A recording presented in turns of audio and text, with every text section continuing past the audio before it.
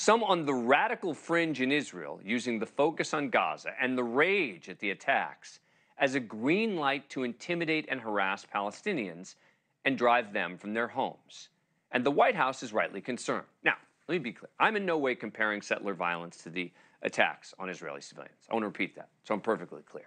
There is no comparison between the October 7 terror attacks on innocent Israeli civilians and a small group of radical Israeli settlers killing Palestinian civilians for vengeance.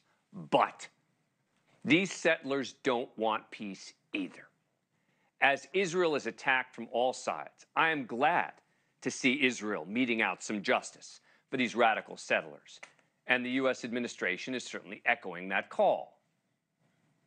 And this is an ongoing challenge. It is going to require ongoing and intensifying effort by the Israeli government. That's a point the president made publicly. It's a point we will make continuously privately. And we expect over time to see the Israeli government step up on this. And I'd go further, because the president used the word accountability, that there be accountability for those extremist settlers who are engaged in this kind of violence. Look, this is a tough topic and one which a lot of people don't want to address fairly.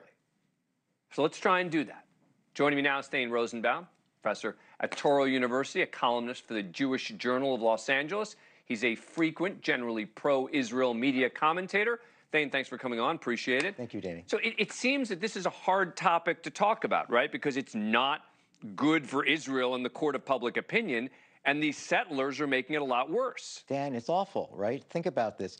Israel never before has needed to be holding up the moral high ground, right? They're always under moral scrutiny, always under a microscope. But now, specifically, given the war in Gaza and the discussion of the killing of Palestinian civilians, now is not the time to kill Palestinian civilians.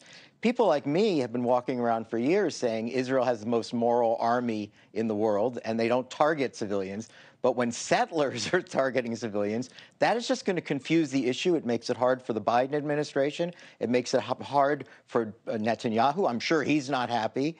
And so, no, it's a bad look, and I'm happy the way you described it, because there are no moral equivalents. There's a moral differentiation, actually, because let me just say, these people are going to go to jail. Right, let's just be clear. The settlers will go to jail, and those that commit murder sometimes spend the rest of their lives in jail. Arabs, Palestinians that kill Jews have parks and schools named after them.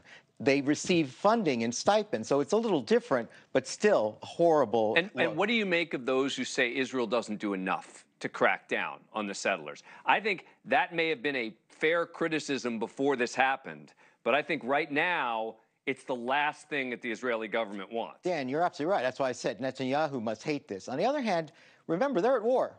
So who knows how much of the army has been moved to the south, right? That's the argument that Israelis are going to have to deal with, which is, how did this happen? The people in the south are now saying, we were calling the army on that day. Where were you people? You know where they were? They were defending the settlers. There was too many IDF soldiers in the West Bank protecting the religious Zionists in the West Bank. And that, believe me, Israel's going to have an investigation about this. But yes, they're not looking the other way. It's possible that they just simply don't have enough people to control the situation. And these settlers, they don't want peace either. No. Right? No, right? I mean, no.